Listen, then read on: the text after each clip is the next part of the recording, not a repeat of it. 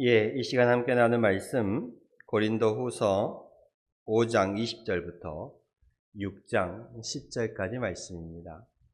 고린도후서 5장 20절부터 6장 10절까지 말씀, 신약성경 291페이지 정도에 있습니다. 제가 봉독하겠습니다.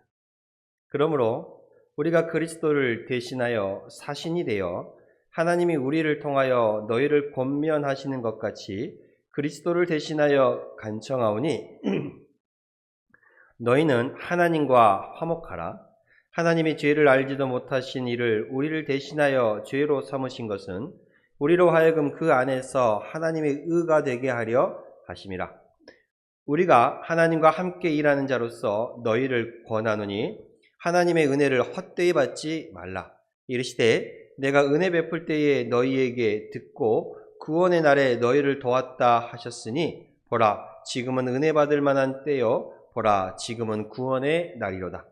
우리가 이 직분이 비방을 받지 않게 하려고 무엇이든지 아무에게도 거리끼지 않게 하고 오직 모든 일에 하나님의 일꾼으로 자천하여 많이 견디는 것과 환난과 궁핍과 고난과 매맞음과 갇힘과 난동과 수고로움과 자지 못함과 먹지 못한 가운데서도 깨끗함과 지식과 오래 참음과 자비함과 성령의 감화와 거짓이 없는 사랑과 진리의 말씀과 하나님의 능력으로 의의 무기를 좌우에 가지고 영광과 욕됨으로 그러했으며 악한 이름과 아름다운 이름으로 그러했느니라. 우리는 속이는 자 같으나 참되고 무능한 자 같으나 유명한 자요 죽은 자 같으나 보라 우리가 살아있고 징계를 받는 자 같으나 죽임을 당하지 아니하고 근심하는 자 같으나 항상 기뻐하고 가난한 자 같으나 많은 사람을 부요하게 하고 아무것도 없는 자 같으나 모든 것을 가진 자로다. 아멘. 누구에게나 이름은 있습니다. 여러분들이 불리는 이름이 다 있지요. 저도 윤현중이라는 이름이 있고요. 여러분들이 각자 불리는 이름이 있습니다. 근데 결혼하고 나고 그러면 이제 이름으로 불리기 때가 많이 없어요. 그렇죠? 어머니 이름 제가 안 불러주면 누가 마을에서 불러주든가요? 누가 불러줄까? 수여봐 불러요? 이상하다. 우리 마을에 가면 누구댁 그러던디. 누구네 그러고 단단하게는 안 그래. 이게 누구 엄마, 그죠? 누구 엄마 그러고 자기 이름이 보통 사라지죠. 대신에 다른 이름이 생겨요. 누구 엄마, 또 어머니, 아버지, 학생, 각자의 또 목회자, 목사, 또 권사, 집사 이런 이름들이 있어요.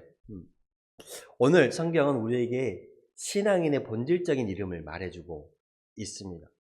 신앙생활의 핵심은요, 내가 무엇을 하느냐라기보다 나는 누구인가를 먼저 생각해야 돼요. 내가 누구인가? 신앙의 정체성이죠. 나는 누구인가? 나의 정체성입니다. 여러분의 이름이 나를 가리키잖아요. 누구네 엄마, 누구대, 누구대 그러면 어디 살다가 왔다는 말이고, 누구네 엄마 그러면 누구 집이라고 얘기하는 거잖아요. 그 정체성을 말해 주는 겁니다. 오늘 사도 바울은 우리에게 우리의 신앙의 정체성을 말해주고 있어요. 그러므로 우리가 그리스도를 대신하여, 누구를 대신한다고요? 그리스도. 그리스도가 누구냐면 예수예요. 예수. 그리스도는 종 또는 메시아라는 말이기도 하고, 그리스도. 즉 그리스도를 누구가 가리키냐면 예수를. 그러니까 우리는 예수를 대신하여 사신이 되었다라고 말하고 있어요. 예수를 대신하여 사신이 되었대요.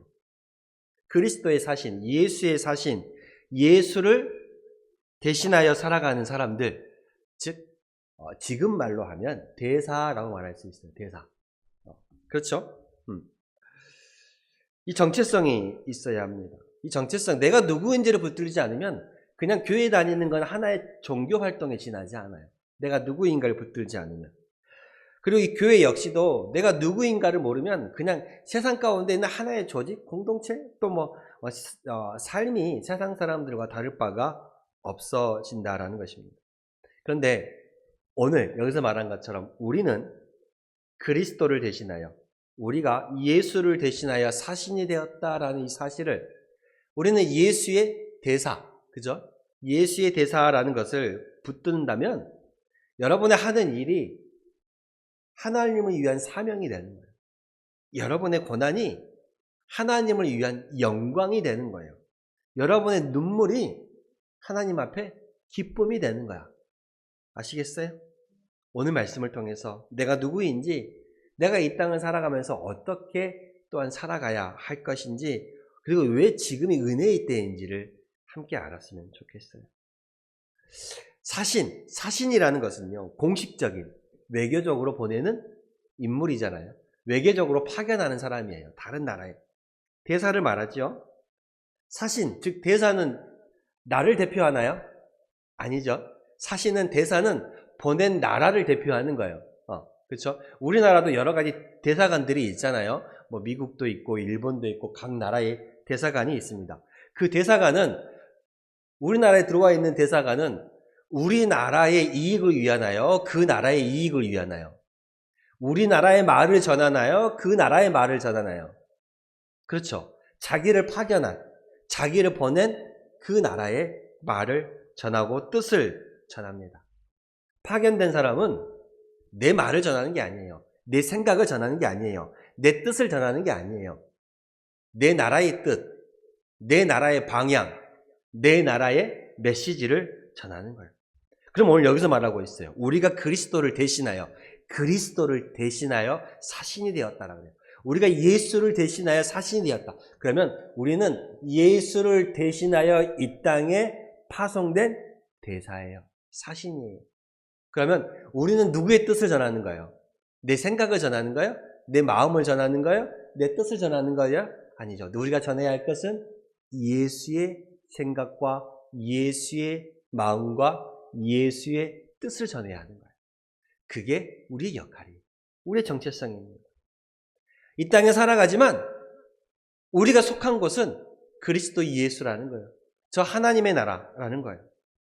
우리는 이 대한민국의 주권자이고 시민이기도 하지만 동시에 하나님 나라의 하늘 시민권자이기도 해요. 저와 여러분은 예수의 대사, 사신입니다.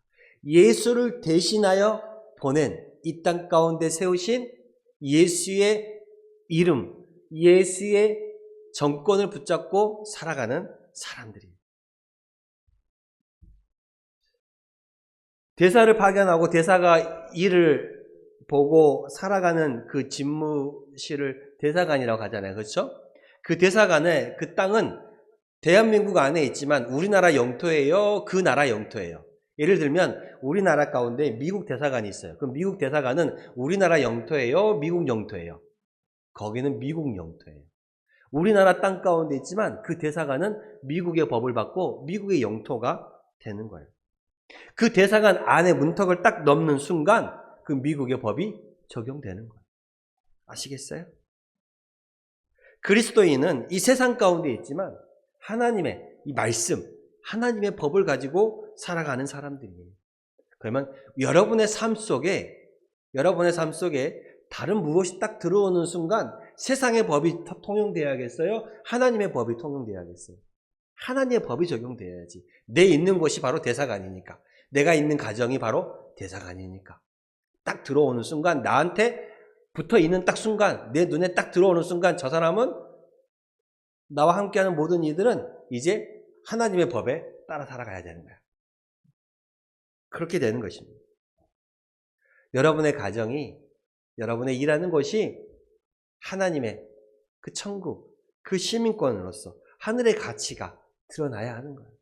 대사관이 머무는 것은 그 파견한 나라에, 그 대사관을 세운 나라에 법이 적용되는 것처럼 여러분의 삶이 하나님의 법이 적용이 돼야 합니다. 파견된 대사관은 여러 가지 특권이 있어요. 권위가 있죠. 자기 자신의 개인의 권위예요? 아니요. 그 나라의 권위예요. 그 나라의 권위. 대사관은요, 그 나라의 힘이 어떠냐에 따라서 그 대사관의 힘이 있어요. 그죠? 그 대사관의 힘이 있어요. 책임을 가집니다. 또한 책임이 있어요. 자기 뜻이 아니라 파견한 나라의 뜻을 전해야 하는 책임이 있죠. 그리고 이 대사관은 감정적으로, 이 대사는 자기 감정과 기분에 따라 막 이렇게 할 수 있을까요? 아니죠. 즉 자기 기분이 나빠도 내 감정이 상해도 절제하고 그것을 드러내지 않도록 해야 돼요. 그게 대사의 목적이에요. 그리고 사명을 가지고 그 땅에 나온 거예요. 그 땅 가운데 파견된 그 나라 가운데 자신을 파송한 그 나라를 대신하여 뜻을 전하는 사명이 있어요. 그리스도도 마찬가지입니다. 우리도 권위를 가지고 있습니다. 나의 권위가 아니라 나를 보내신 하나님의 그 권위를 가지고 살아가는 거예요. 우리는 또한 책임을 가집니다. 내 생각과 내 뜻을 전하는 것이 아니라 하나님의 뜻을 전해야 하는 책임이 있어요. 그리고 우리는 절제를 해야 돼요. 물론 우리는 살아가면서 내 감정이 안 좋을 때가 있죠. 그러나 그럼에도 불구하고 우리는 살아가면서 그것을 다른 사람에게 내보이지 않도록 노력해야 돼요. 내 감정을 전하면 그것이 곧 나를 대표하는 하나님의 감정이 되어버릴 수 있기 때문에 그렇습니다. 그리고 사명을 가지죠. 우리는 하나님의 뜻을 전하는 예수 그리스도를 전하는 그 사명을 가지고 있습니다. 하나님께서 우리에게 그러면 그 맡기신 사명은 무엇일까? 그 사명은 무엇일까? 그 사명은 뭘까요? 그러므로 우리가 그리스도를 대신하여 저와 여러분들은 예수를 대신하여 사신이 되어 하나님이 우리를 통하여 너희를 권면하시는 것 같이 너희도 그리스도 예수를 대신하여 간청하오니 너희는 뭐하는 사람이더라? 너희는 하나님과 화목하라라고 말하고 있어요. 하나님과 화목하래. 이것이 우리에게 주시는 메시지예요. 간청하오니 너희는 하나님과 화목하라. 우리는 하나님과 화목해야 돼요. 세상은 경쟁을 말하죠. 경쟁이 없는 세상이 없어요. 학교만 가도 경쟁이 있고 학교를 나왔다고 경쟁이 끝나는 것도 아니에요. 공부도요. 시작을 하잖아요. 우리 유치원 때는 보통 놀죠. 초등학교 1학년, 2학년 때도 놀아요. 우리 예슬이도 놉니다. 공부를 하긴 하지만 그 공부가 진짜 공부가 시작되면 이제 5학년, 6학년 중학교 들어가면서 공부가 시작이 되죠. 그리고 이제 그 공부의 끝을 어디서 봐요? 고3 때 봐요. 고3 때 아주 그냥 엉덩이가 붙어 있어야 살아남아요. 그 끝을 봅니다. 그러면 대학교 딱 들어가면 공부 끝난가요? 아니요. 이제 대학교 들어가면 누가 시키지 않아도 내가 공부하게 돼요. 왜요? 살아남으려고. 그러면 직장에 취직하면 딱 이제 공부가 끝난가요? 아니요. 직장에 취직하면 또 거기서 살아남으려고 또 공부가 되는 거예요. 그러면 결국 내가 눈 감을 때까지 공부하게 되어 있어요. 눈 감을 때까지 우리는 경쟁을 하는 거야. 눈 감을 때까지. 그리고 세상은 분열을 말합니다. 여러분 이 세상이 안타깝게도요. 하나로 모아져야 되는데 그 모이는 게 쉽지 않아요. 자꾸 모인 가운데 딴 얘기가 나와. 딴 생각이 나와. 딴 말이 나와. 그러니까 자꾸 흩어져. 자꾸 나누어져요. 여기로 나눠지고 저기로 나눠지고 여기로 나눠지고. 그래요. 왜요? 물론 나누어지는 이 일의 효율성을 위해서 나눠지는 경우도 있지만 그 안에 피치 못할 여러 가지 감정과 여러 가지 생각과 여러 가지 사정으로 인해서 나누어지는 거예요. 처음에 대한민국에 들어왔던 이 기독교 역시도 하나의 종파로 들어왔다가 나눠졌어요. 그죠? 우리 순서노예도 처음에는 순천노예에 들어가 있었습니다. 물론 너무 커지기 때문에 나눠진 경우도 있습니다만 순천노예에서 여수노예로, 순서노예로, 다시 순천남노예로 이렇게 점점 나누어져 가요. 하나가 되어야 가는데 자꾸 나누어져요. 교회도요. 다툼이 일어나면 교회가 나누어져요. 나누어집니다. 그 나누어진 이유가 뭘까요? 그 가운데 시기가 있고 질투가 있고 미움이 있기 때문에 그 세상에 시기와 질투, 미움이 있어요. 이러한 세상 가운데 하나님은 우리에게 뭘 말하는가요? 너희는 화목하라. 뭐라고요? 화목하래요. 화목하래. 화목하라. 우리에게 화목하라 말하고 있습니다. 그러면서 그 화목의 복음을 우리에게 전하고 있어요. 그 화목의 복음이 뭐냐면 21절에 하나님의 죄를 알지도 못하신 이를 우리를 대신하여 죄로 삼으신 것. 죄를 알지도 못하신 이를 우리를 대신하여 죄로 삼았다는 건 누구예요? 예수 그리스도를, 죄가 없는 예수를 이 땅에 보내셔서 우리의 죄를 대신 짊어지게 만드셨다라는 말이에요. 복음의 상징이지요. 이제 사순절이 시작됩니다. 부활절 40일 전의 기간을 사순절 기간이라 그래요. 그 주님이 십자가에 지신 그 고난의 그 길을 걸어가시게 하신 그 사건이었죠. 예수님은 죄가 없었습니다. 그러나 우리를 대신하여 우리의 세상의 인류의 모든 죄를 짊어지시고 십자가에 달리셨어요. 그리고 죽으셨죠. 그래서 이제 누구든지 내가 예수를 믿기만 하면 죄 사함을 받는 거예요. 그 이전에는 내 죄를 대신 넘겨줄 무언가 희생양이 필요했어요. 뭐 그것이 동물이었던, 뭐 그것이 고행이었던, 어떤 무엇이었던 내 죄를 대신 떠넘길 무언가가 필요했어. 근데 그 떠넘길 무언가가 누가 되었단 말이에요? 예수가 되었단 말이에요. 그래서 우리가 예수를 믿기만 하면 우리 죄가 깨끗하게 되는 거예요.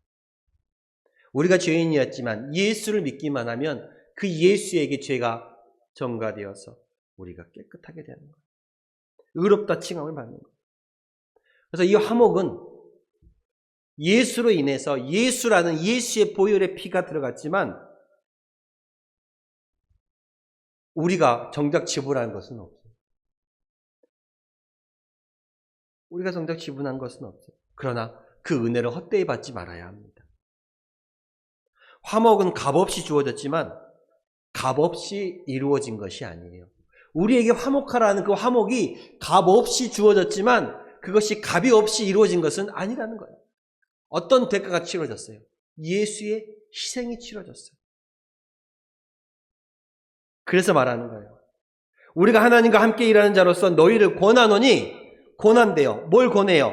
하나님의 은혜를 헛되이 받지 말라.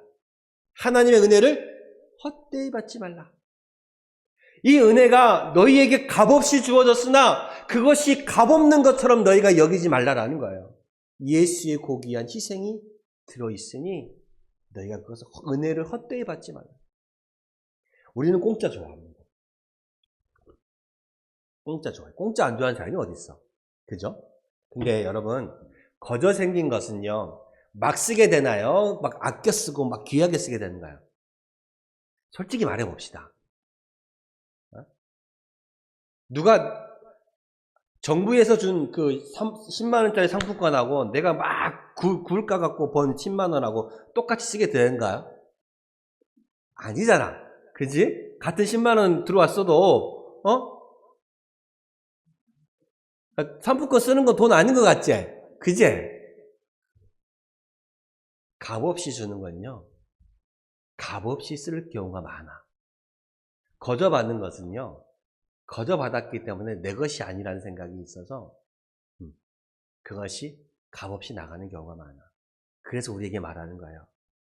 너희에게 준 은혜는 너희가 도저히 감당할 수 없는 은혜이기에 값없이 주었다. 그러나 그것을 값없이 여기지 말라. 헛되이 여기지 말라는 거예요. 너희가 지불할 능력이 없어서 내가 그냥 주었다. 근데 그것을 너무 하찮게 바치고 하찮게 여기지는 말아라 라고 말하는 거예요. 은혜를 헛되이 받지 말라. 너희가 감당할 수 없어서, 너희가 지불할 수 없어서 내가 그냥 거저 주었을 뿐이니 그것을 귀하게 여기라. 그렇게 말하고 있어요. 은혜를 헛되이 받지 말라. 어떻게 은혜를 헛되이 받을 수 있을까? 어떻게 은혜를 헛되이 받을 수 있을까라고 생각할 수 있지만 생각해 봅시다. 내가 은혜를 받았지만 변화가 없을 수도 있어. 내가 말씀을 들었지만 순종이 없을 수도 있어. 내가 감동은 있는데 어떤 결단이 없어. 여러분, 어쩌면 그 모습들이 우리가 은혜를 헛되이 받는 모습일 수 있어요. 은혜를 받았지만 삶의 변화가 없습니다. 말씀은 들었지만 그 말씀에 대한 순종이 없습니다. 감동은 있지만 그 감동에 대한 결단으로 나아가지 못하는 것. 어쩌면 은혜를 받기는 받았는데 그 은혜를 값없이 버려버리는 거예요. 그래서 지금 이렇게 말합니다. 이렇게 말하고 있어. 6장 2절에 보라 지금은 은혜 받을 만한 때요. 보라 지금은 구원의 날이로다. 보라 지금은 뭐 받을 때라고요? 은혜 받을 때래요. 뭐 받을 때라고요? 은혜 받을 때래요. 하나님은 지금을 말하고 있어요. 하나님은 지금을 말해요. 전도를 하면 나중에 나갈게요. 이거 좀 일 좀 없으면 나갈게요. 저도 밑에 가보면 목사님 내가 이 뱃일 그만하면 가려고. 내가 이 뱃일 그만하면 갈게요. 그래. 이 일만 끝나면 갈게요. 좀 더 있다 가겠습니다. 나중에를 말해요. 전도 가면 여러분이 제일 많이 듣게 된 이야기가 나중에. 진짜요. 제일 많이 듣게 된 이유가 나중에. 근데 하나님은 말하고 있어요. 바로 지금이다. 뭐라고 말해요? 지금이다. 바로 지금이 은혜 받을 만한 때요. 보라 지금이 구원의 날이다 라고 말합니다. 여러분 신앙은 미루는 것이 아니에요. 순종은 다음 주가 아니에요. 순종은 다음 주가 아닙니다. 다음 달이 아니에요. 내년이 아니에요. 회개도 언젠가가 내가 회개하겠다가 아니에요. 바로 지금이에요. 지금. 신앙은 바로 지금이고 순종도 바로 지금이고 회개도 바로 지금입니다. 미루는 우리에게, 미루는 세상 사람들에게 주님은 이렇게 말씀하시는 거예요. 보라 지금이다. 지금이 은혜 받을 때다. 바로 지금이 구원의 날이로다. 네가 내일 일을 장담할 수 있고 내일 일을 할 수 있느냐? 네가 당장 오늘 밤 자다가도 이 생명 하나님 불러가시면 내일을 알 수 없는데 오늘 당장 지금 내가 구원받고 있어야 오늘 죽어도 천국 가지요. 내일을 알 수 없으니. 내가 일단 구원받는 게 먼저 아니겠어요? 오늘 이 말씀을 통해 우리는 생각해 봤으면 좋겠습니다, 여러분. 내가 미루고 있는 순종은 무엇인가? 내가 회개해야 할 부분은 무엇인가? 내가 화목하게, 화해해야 할 부분은 무엇인가? 한번 생각해 봅시다. 말씀은 더 준비했으나 시간이 많이 되어서 여러분 우리는 그리스도를 대신하는 예수를 대신하는 사신 대사예요. 여러분 한 사람이 예수를 대신하는 사람이에요. 누구를 대신하는 사람이라고요? 예수를 대신하는 사람. 그럼 나를 통해 누가 나와야 돼? 예수가 나와야 돼. 여러분을 통해 예수가 나와야 돼. 나는 누구를 대신하는 사람이니까? 예수를 대신한 사람이니까. 그리고 우리로 하여금 화목하라 라고 말하고 있어요. 우리로 하여금 하나님과 화목하고 사람들과 화목하고 화목하게 하는 사람이라고 말하고 있어요. 그리고 우리는 은혜의 때를 알아가는 사람들이에요. 여러분 구원의 때를 알아가는 사람들이에요. 은혜의 때가 언제고 구원의 때가 언제예요? 언제예요? 지금. 아주 잘 들었어요. 바로 지금. 지금이 구원의 때, 지금이 은혜의 때예요. 오늘 결단합시다. 우리는 말이 아니라 삶으로 복음을 전하겠습니다. 왜요? 나는 주님을 대신하는 사람이기 때문에 미루지 않고 주여 지금 순종하겠습니다. 고난 속에서도 기뻐하겠습니다. 화목하게 하라는 이 직분을 내가 정말 잘 감당하겠습니다. 이렇게 결단하시길 바랍니다. 이렇게 살아가시기를 소망합니다. 기도하겠습니다. 하나님 감사합니다. 우리를 예수 그리스도를 대신하여 세워주심에 감사드립니다. 내가 누구인지를 잊지 않고 이 은혜를 헛되이 받지 않게 하시고 우리가 지금 미루지 않고 순종하며 결단하며 나아가게 하여 주시옵소서. 고난 속에서도 기쁨을 잃지 않으며 화목하라는 이 직분을 화목하라는 이 주님의 메시지를 잊지 않고 하나님과 화목하며 사람들과 화목하는 이 직분을 잘 감당하는 우리 성도들이 다 되게 하여 주시옵소서. 예수님의 이름으로 기도드렸습니다. 아멘.